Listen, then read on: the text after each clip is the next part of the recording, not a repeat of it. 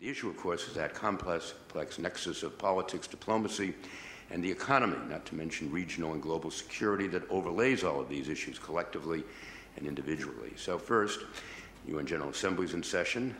The most vocal Iranian President Ahmadinejad is in town. There's the immediate challenge, of course, that an Iran with nuclear ambitions poses for the region and the world, especially how Iran's disputed elections skew or play into the political picture in general in the region.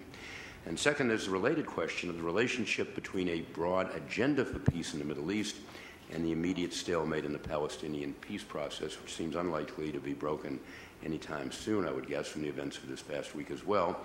And that's all, of course, accompanied by the animosity generated by the continuing Israeli-Palestinian confrontation. One can safely assert that the luster of the Islamic Revolution in Iran has vanished. In its place, there is now a window of opportunity for the kind of change we all seek, and it is my hope that this opportunity should not be wasted.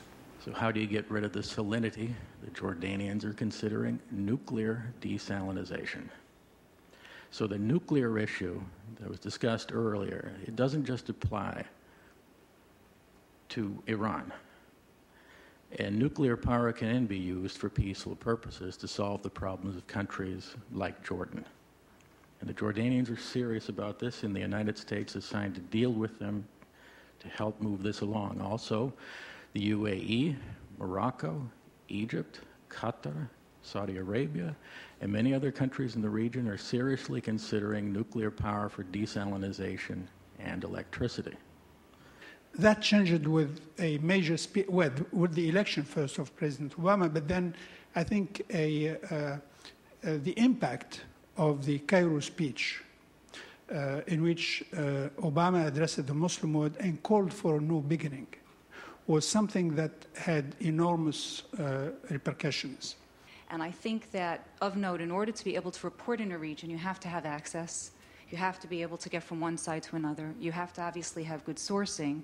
But most important here, could you imagine that you're living a few miles away and an Israeli never stopped in to visit his colleague only a few miles away? So here we got Israelis on a bus and said to them from Haaretz and Yediot, you're going to go visit your newspapers like Al-Quds, which of course is in East Jerusalem, mind you, but you're going to go also to Ramallah and go visit with Al-Hayat al-Jadida. And I think it's important because this is what helps shape everything that public policy is all about. I suppose Egypt has tried in its own way to adopt a Chinese model of development, which is, you know, you can have political reform, you can have economic reform, but you can't have neither. So if you're not willing to go down the political reform path, it really behooves you as a society to go down the economic reform path. And Egypt tried to do some of that to some effect, particularly when money was flowing easily and oil money was flowing more easily and credit was more easy to obtain. There was some signs of that in Egypt, although again with absolutely zero political reform. There is in fact a broad consensus across the political spectrum in Iran that some sort of an independent nuclear fuel cycle short of a bomb is something that would be in Iran's broader national and even international interests. We wish to remind everyone here that after all, the very same countries who are today pushing for further sanctions on my country over the nuclear issue were the very same country who were competing in selling us the technology before the revolution. What has changed here? Is it an element of trust? Is it an element of transparency? Is it a country that stands up to its commitment when it signs a treaty, like the NPT, for instance? What is it that has changed? That should be the fundamental question. I've always said on this issue, number one, that it's not a question of technology, but the finger on the trigger.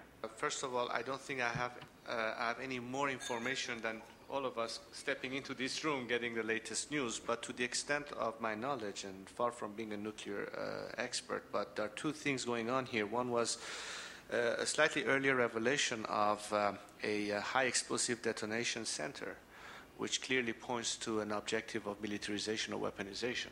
You wouldn't do that if you're searching for just peaceful use of that technology. That's another red flag.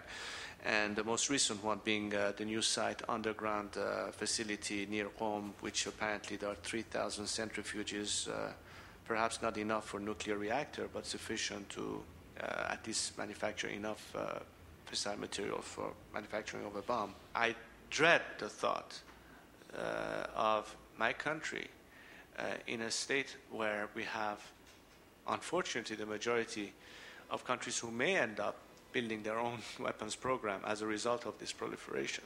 One day having so many countries in the region pointing missiles at each other. I mean, that would be sheer madness.